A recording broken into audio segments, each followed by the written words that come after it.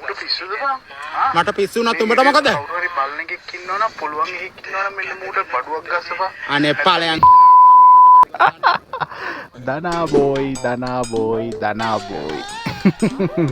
මූට ඇත්තරම් බැල්ල වැඩක් නෑ බා. මූට බැල්ල වැඩක් නෑ. මූ හොඳට හිටපු එකෙක් බා. උඹලට මතකද රන් කෙවිට එකේ යකාට හිටියේ මූ තමයි. හරිද?